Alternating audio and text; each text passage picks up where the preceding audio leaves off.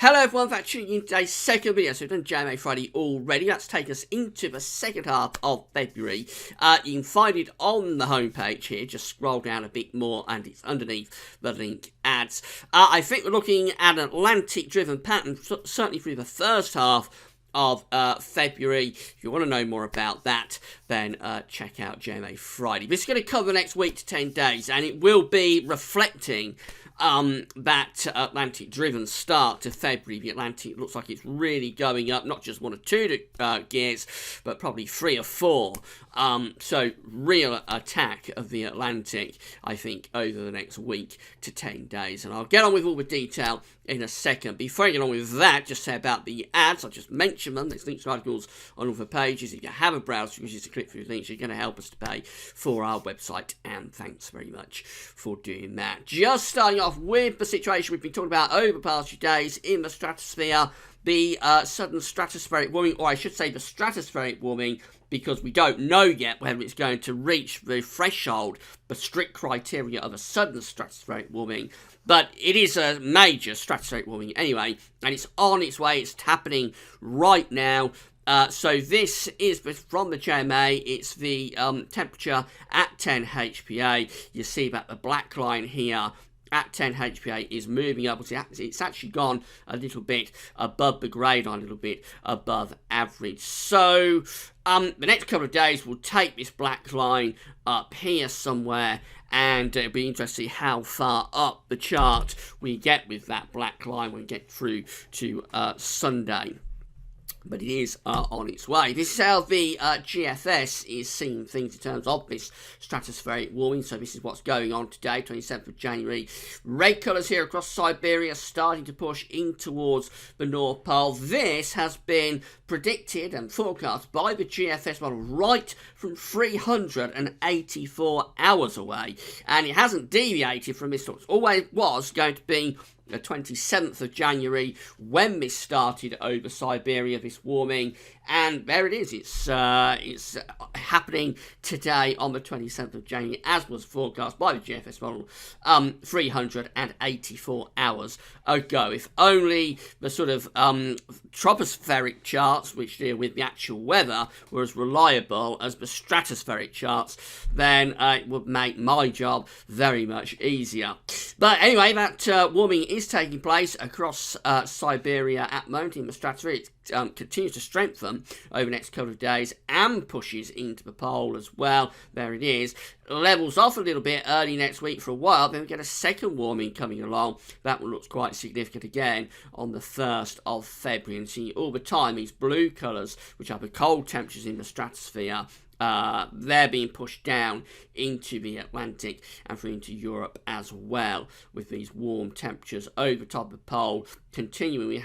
We get another warming on the 2nd and the 3rd, again pushing into the stratosphere. So 3 warmings over the next week starting today.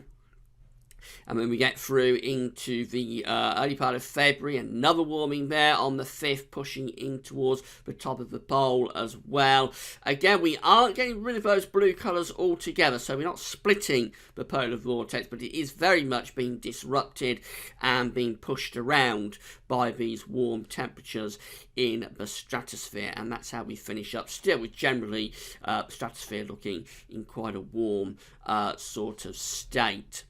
That's how the GFS is seeing things. This V70UF, again, we've got these red colours here across Siberia, moving through the pole through the course of today. This is the North Pole just here, where we have this black cross. So the warming event is starting today. The stratospheric warming is starting today. Over the weekend, we find those warm temperatures increasingly pushing into the pole. So warming continues and strengthens as we get through the weekend and into next week. Then things level off a little bit on the 1st of February before we get a renewed warming developing on the 3rd, and that pushes into the pole as we get through to the 5th, which is as far as we can go with this. So again, a very significant warming taking place at 10 HPA starting today and really running over the next week. We're going to get repeated pushes of warmth pushing into the North Pole in the stratosphere in the coming week.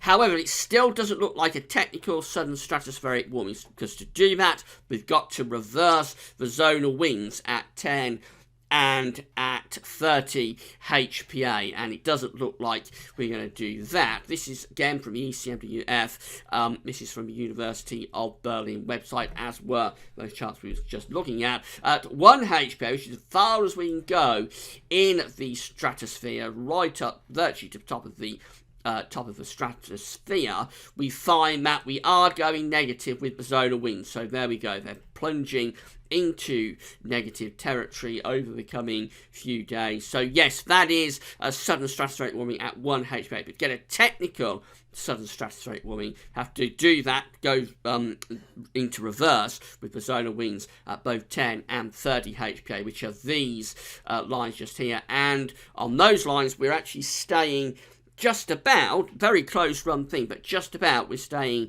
in positive territory. So not a technical sudden stratospheric warming, just a major stratospheric warming. And this is bound to have some sort of effect further down the line, but quite what that effect is, we can't say, and we won't know until we get through to the second half of February whether we're going to get blocking in the troposphere from this warming, because the idea is that the temperature shoots up in the stratosphere and then it propagates down into the troposphere and sets up high pressure, which is over the pole. That's blocking, and that pushes the cold air then out of the pole into the latitudes. So whether we do that, whether we get high pressure in the troposphere, which is the layer of the atmosphere where weather takes place, and whether that high pressure then pushes the cold air out, and if it does, where that cold air goes, still too early to say. So obviously we'll be keeping you updated on this. Now, we'll come back to weather next week to 10 days. It's going to be really unsettled. The red line here on the GFS temperature and precipitation ensembles is the 30-year temperature average in terms of the upper air temperatures. And we can see that for the next day or so, we're going to be quite close to average. So it's taking a while to warm things. I mean, it's certainly warmer today compared to the freezing cold that we had yesterday. Yesterday was the coldest day many of us have had for quite a few years, actually. Now, we are warmer than that today, but it's still quite cold. It's going to stay fairly chilly, really, over the weekend, although Sunday in the west and south will turn quite mild. But early next week, those temperatures are really picking up. There they go, lifting up with the temperatures, and then it looks like we're staying generally mild through into the second week of February as well, which is this part of the chart just here. More alarmingly is the rainfall spikes. They're coming back big time. So some rain coming up over the weekend, and then into next week looks like going very wet into the second week of February, which is this part just here. Still loads of precipitation spikes as well. So a couple of weeks of very wet where we haven't had much wind and rain this winter, so it's going to be quite a big shock to the system to be getting this much rain.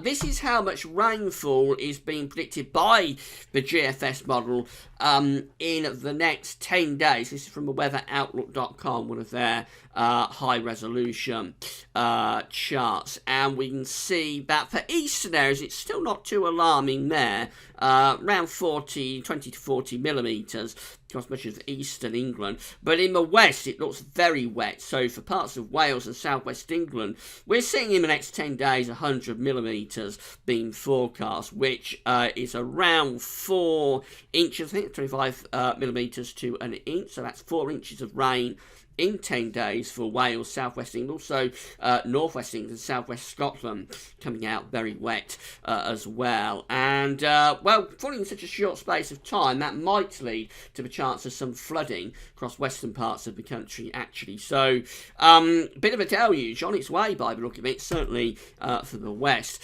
Here's the GFS then for Tuesday, when we're bringing the Atlantic through across the country. There's a band of rain moving in then. Wednesday's a slightly better day, but then on Thursday we get this very deep area of low pressure here developing in the middle of the Atlantic, 955 millibars. That looks very stormy. Heavy rain, gale force winds sweeping the country on the 2nd of February. That's Candlemas Day, by the way. There is an old saying that says that if Candlemas Day is dry and sunny, then, I'm not sure the exact wording, but if Candlemas Day is dry and sunny, then you're going to have more winter. But if it's dull and wet, then winter's gone and it won't be coming back. So, in terms of folklore, that looks like it's the end of winter, to be honest. But we go through to Friday the 13th. We won't worry about that too much because these sayings really don't mean very much. So we go through to the 3rd of February, which is a week today, and it looks very wet and windy. There's a secondary low moving in there across the south, bringing more heavy rain to the south. Moving through to the 4th of February and beyond that, up to the 5th, and then to the 6th, which is day 10. Just looks like an Atlantic onslaught with several really deep areas of low pressure sweeping in. That one's bringing severe gales to the south on the 5th of February, and then this one will bring severe gales to the north on the 6th of February, and there'd be heavy bands of rain sweeping in with that also. EWF is very similar. A band of rain will cross the country, if that's right, on Tuesday. Quieter day on Wednesday. And then we go through up to Thursday, and it is turning wet and windy in the Atlantic. Not quite as intense with this area of low pressure in the middle of the Atlantic as the GFS, but nevertheless still fairly intense. And then we move up to a week away, which is Friday 3rd of February, still looking wet and windy, and that continues into the first weekend of February, Saturday the 4th and Sunday the 5th, when it looks wet and windy, classically so, across many parts of the country. We're finishing up on day 10, which is Monday 6th of February. Again, strong westerly winds, wet and windy weather sweeping across the country. No sign of anything particularly cold and blot there. And finally, the GEM rounds it all off, really wet and windy with these deep areas of low pressure sweeping in across the country. That looks quite horrendous for Sunday, but 5th of February, severe gales and heavy rain there. And it continues up to day 10, which is Monday the 6th, looking like a proper Atlantic onslaught. So if you like wet and windy weather, we haven't had that much of it so far this winter. There's going to be plenty of it over the next week or so. If you don't like it, well, just be a case of batten down the hatches, and we're just going to ride it out, see how long it takes for us to blow the Atlantic to blow itself out. Quite unusual, actually, to have it dry through November, December and January, and to have it very wet in February. That doesn't happen very often. February is normally a drier month, with the wetter conditions occurring in early winter. So very unusual times, and it's been an unusual winter all the way along, really. Very strange patterns this winter. So it may be that this won't last too long, this wet and stormy spell. It could be that the Atlantic will blow itself out quite quickly, because February is normally one of the drier months of the year. So we're just going to wait and see, I think, how long this takes. And then, of course, second half of February, still that idea that we're watching out for how things progress with the stratospheric warming, what impacts it has, the warming that's taking place right now and will be over the next few days. Right, weekend forecast tomorrow. Come back for that. That's all for now, and thanks for watching.